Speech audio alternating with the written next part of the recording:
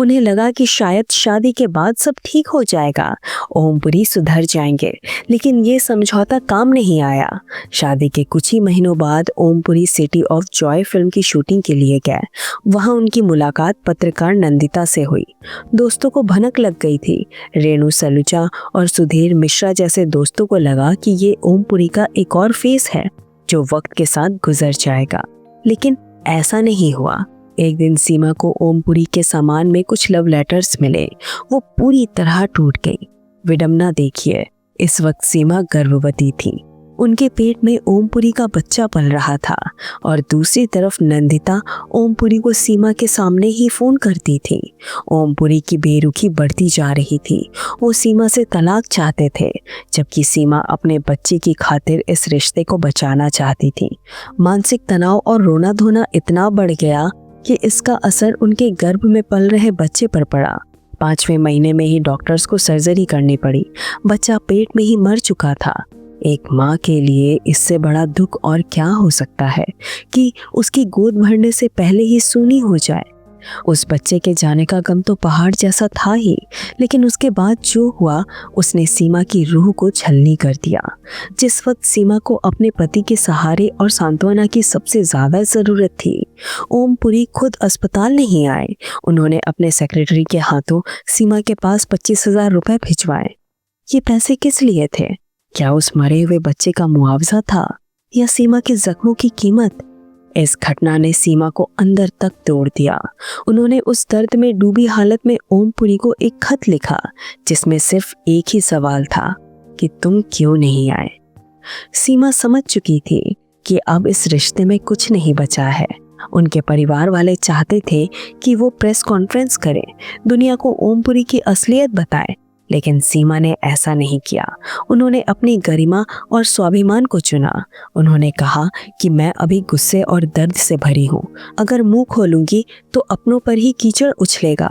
उन्होंने बिना किसी शोर शराबे के 1993 में ओमपुरी से अलग होने का फैसला कर लिया और तलाक ले लिया। अक्सर हम पर्दे पर कलाकारों को देखकर उनकी चमक दमक से प्रभावित हो जाते हैं, लेकिन उस चमक के पीछे कितने गहरे अंधेरे छिपे होते हैं ये कोई नहीं देख पाता। दुनिया में जो दिखता है वो बिकता है, लेकिन जो दर्द दिखता ही नहीं उसे कोई कैसे समझेगा। आज हम जिस शख्सियत की बात करने जा रहे हैं, दुनिया उन्हें एक मशहूर अभिनेता की पत्नी और एक कामयाब अभिनेता की बहन के तौर पर जानती है, लेकिन सच तो ये है कि उनकी अपनी जिंदगी किसी फिल्मी ड्रामा से कम नहीं रही। एक ऐसी महिला जिसने गरीबी का वो दौर देखा जहां चिमनी की रोशनी में पढ़ाई होती थी, जिसने सामाजिक बहिष्कार झेला, प्यार में ऐसा धोखा खाया जो रूह को छलनी कर दे, अपना बच्चा खोया और फिर अपनी टूटी हुई रूह को समेटकर एक नई पहचान बनाई। हम बात कर रहे हैं सीमा कपूर की, जो सिर्फ ओमपुरी की पहली पत्नी नहीं बल्कि एक योद्धा है। सीमा कपूर का जन्म 12 मई 1959 को भोपाल में हुआ था, लेकिन उनकी परवरिश और बचपन का बड़ा हिस्सा राजस्थान के झालावाड़ में भवानी मंडी में बीता। वो एक ऐसे परिवार से आती हैं जहां कला और साहित्य की नदियां बहती थीं, लेकिन संघर्ष के पहाड़ भी उतने ही ऊंचे थे। उनके पिता मदन लाल कपूर एक पारसी थिएटर कंपनी चलाते थे, जिसमें करीब 200-250 कलाकार काम करते थे। उनके दादा मिलिट्री में कर्नल थे और नाना एक क्रांतिकारी। लेकिन पिता की थिएटर कंपनी ने परिवार को अर्श से फर्श पर ला दिया। उस दौर में थिएटर और नाच गाने को अच्छी नज़र से नहीं देखा जाता था। सीमा बताती है कि बचपन में उनकी सहेलियों को उनके घर आने की इजाज़त नहीं थी, क्योंकि लोग कहते थे कि ये नाटक मंडली वाले लोग हैं। समाज ने उनका बहिष्कार कर रखा था। घर की हालत इतनी खराब थी कि कई बार खाने के लाले पड़ जाते थे, लेकिन उस गरीबी में भी कला का सम्मान कम नहीं हुआ। बचपन में ही सीमा ने डर का एक खौफनाक मंजर देखा था। 1965 की बात है, जब उनके बड़े भाई रणजीत कपूर का अपहरण हो गया था। इस घटना ने उस छोटी सी बच्ची के मन पर और पूरे परिवार पर गहरा असर डाला था। लेकिन इसी उथल पुथल के बीच उनके घर में एक और रिश्ता जुड़ा। मशहूर अभिनेता रघुवीर यादव का किस्सा बड़ा दिलचस्प है। वो 10वीं पास करके घर से भागकर सीमा जी के पिता की कंपनी में आए थे। उस वक्त रघुवीर यादव बिल्कुल नए थे। जब उनका ऑडिशन हुआ तो उन्होंने फिल्म मिलन का मशहूर गाना गाया, मुबारक हो तुमको ये समा। उनकी आवाज तो बहुत सुरीली थी, लेकिन शब्दों का उच्चारण, जिसे हम तलफ्फुज कहते हैं, वो गलत था। वो खुश को खुश बोल रहे थे। तब सीमा की माँ कमल शबनम कपूर, जो खुद उर्दू और फारसी की जानकार थी, उन्होंने रघुवीर की जिम्मेदारी ली।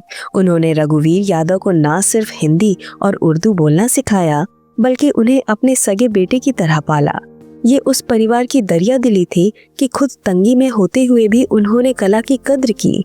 घर की आर्थिक हालत बद से बदतर होती जा रही थी। 1975 का साल था। देश में इमरजेंसी लगी हुई थी और 20 सूत्री कार्यक्रम का शोर था। सीमा उस वक्त महज 15 साल की थी। उनके घर की बिजली काट दी गई थी क्योंकि बिल भरने के पैसे नहीं थे। अंधेरे में चिमनी की मध्यम रोशनी में पड़ते हुए सीमा को अपनी माँ की बेबसी देखकर इतना गुस्सा आया कि उन्होंने एक बड़ा कदम उठा लिया। उन्होंने अपनी माँ के रजिस्टर से एक पन्ना फाड़ा और लाल स्याही से देश के प्रधानमंत्री इंदिरा गांधी को एक खत लिख डाला। उस खत में एक 15 साल की बच्ची का गुस्सा और दर्द था। उन्होंने लिखा कि आपकी योजनाएं पूरी दुनिया में रोशनी फैला रही हैं, लेकिन मेरे घर में अंधेरा है। मेरी माँ इतनी पढ़ी लिखी है, डबल MA है, फिर भी बेरोजगार है। खत पोस्ट तो कर दिया, लेकिन बाद में सीमा को डर लगने लगा कि कहीं पुलिस उन्हें पकड़ने ना आ जाए। एक बच्ची के लिए ये डर बहुत बड़ा था, लेकिन फिर एक चमत्कार हुआ। वो खत प्रधानमंत्री कार्यालय तक पहुंचा और वहां से प्रशासन हिल गया। जिस माँ को कोई पूछ नहीं रहा था, उन्हें रातों रात सरकारी स्कूल में उर्दू टीचर की नौकरी मिल गई।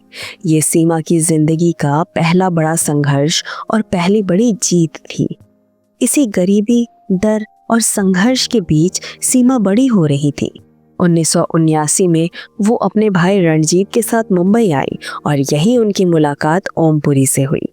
ओमपुरी उस वक्त स्टार नहीं बने थे, वो भी संघर्ष कर रहे थे। एक साधारण सा चेहरा, गालों पर चेचक के दाग, लेकिन आंखों में गजब की ईमानदारी। सीमा और ओमपुरी के बीच बातें शुरू हुई और धीरे धीरे ये बातें मुलाकातों में बदल गईं। दोनों के पास पैसे नहीं होते थे। सीमा याद करती हैं कि वो अक्सर एक रेस्टोरेंट में जाते थे जहां 150 रुपए में 3 जंबो प्रॉन्स मिलते थे। ओमपुरी जानते थे कि सीमा को प्रॉन्स पसंद है, इसलिए वो अपनी प्लेट से भी निकालकर सीमा को दे देते थे और कहते थे कि मुझे ज्यादा पसंद नहीं है, तुम खा लो। कई बार तो उनके दोस्त मजाक उड़ाते थे कि इतनी सस्ती गर्लफ्रेंड हमने नहीं देखी, क्योंकि ओमपुरी सिर्फ खरबूजा खिलाकर ही सीमा को खुश कर देते थे। उस सादगी में एक सच्चा प्यार था।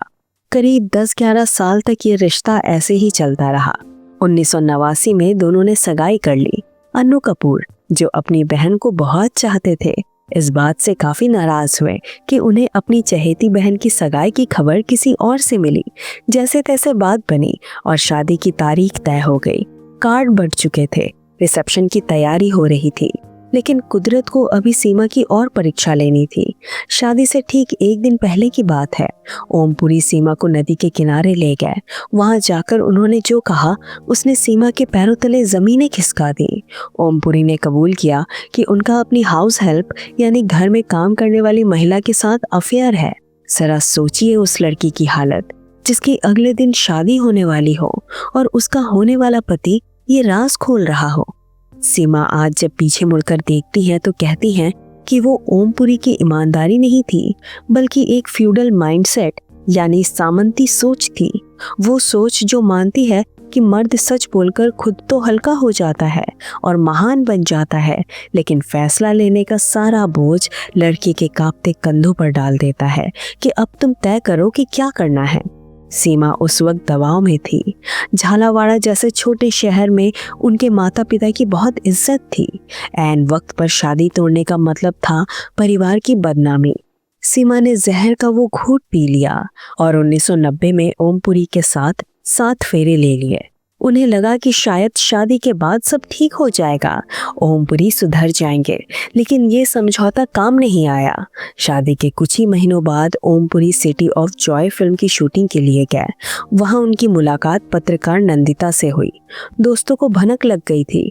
रेणु सलूजा और सुधीर मिश्रा जैसे दोस्तों को लगा कि ये ओमपुरी का एक और फेस है जो वक्त के साथ गुजर जाएगा, लेकिन ऐसा नहीं हुआ। एक दिन सीमा को ओमपुरी के सामान में कुछ लव लेटर्स मिले। वो पूरी तरह टूट गई। विडंबना देखिए, इस वक्त सीमा गर्भवती थी। उनके पेट में ओमपुरी का बच्चा पल रहा था और दूसरी तरफ नंदिता ओमपुरी को सीमा के सामने ही फोन करती थी। ओमपुरी की बेरुखी बढ़ती जा रही थी। वो सीमा से तलाक चाहते थे, जबकि सीमा अपने बच्चे की खातिर इस रिश्ते को बचाना चाहती थी। मानसिक तनाव और रोना धोना इतना बढ़ गया कि इसका असर उनके गर्भ में पल रहे बच्चे पर पड़ा। 5वें महीने में ही डॉक्टर्स को सर्जरी करनी पड़ी। बच्चा पेट में ही मर चुका था। एक माँ के लिए इससे बड़ा दुख और क्या हो सकता है कि उसकी गोद भरने से पहले ही सूनी हो जाए। उस बच्चे के जाने का गम तो पहाड़ जैसा था ही, लेकिन उसके बाद जो हुआ उसने सीमा की रूह को छलनी कर दिया। जिस वक्त सीमा को अपने पति के सहारे और सांत्वना की सबसे ज्यादा जरूरत थी, ओमपुरी खुद अस्पताल नहीं आए। उन्होंने अपने सेक्रेटरी के हाथों सीमा के पास 25,000 रुपए भिजवाए। ये पैसे किस लिए थे? क्या उस मरे हुए बच्चे का मुआवजा था या सीमा के जख्मों की कीमत? इस घटना ने सीमा को अंदर तक तोड़ दिया। उन्होंने उस दर्द में डूबी हालत में ओमपुरी को एक खत लिखा, जिसमें सिर्फ एक ही सवाल था कि तुम क्यों नहीं आए। सीमा समझ चुकी थी कि अब इस रिश्ते में कुछ नहीं बचा है। उनके परिवार वाले चाहते थे कि वो प्रेस कॉन्फ्रेंस करें, दुनिया को ओमपुरी की असलियत बताएं, लेकिन सीमा ने ऐसा नहीं किया। उन्होंने अपनी गरिमा और स्वाभिमान को चुना। उन्होंने कहा कि मैं अभी गुस्से और दर्द से भरी हूँ। अगर मुंह खोलूंगी तो अपनों पर ही कीचड़ उछलेगा। उन्होंने बिना किसी शोर शराबे के 1993 में ओमपुरी से अलग होने का फैसला कर लिया और तलाक ले लिया। वो खाली हाथ अपने मायके लौट आई, लेकिन हारी नहीं। और यहीं से शुरू हुआ सीमा कपूर का एक नया जन्म। एक ऐसी औरत का जन्म जिसने अपनी टूटी हुई जिंदगी के टुकड़ों को फिर से जोड़ा। उन्होंने खुद को काम में झोंक दिया। जिस सीमा को सिर्फ लोग एक पत्नी के तौर पर देख रहे थे, उन्होंने कलम उठाई और कैमरा संभाला। उन्होंने अपने पुराने हुनर यानी कठपुतली कला की तरफ रुख किया और श्री राम सेंटर के साथ जुड़कर रूस, जापान और जर्मनी जैसे देश में भारत का प्रतिनिधित्व किया। उन्होंने बच्चों के लिए अभय जैसी फिल्म लिखी जिसे नेशनल अवार्ड मिला। उन्होंने हार्ट द वीकली बाजार जैसी फिल्म का निर्देशन किया और दुनिया को दिखाया कि वो किस मिट्टी की बनी है।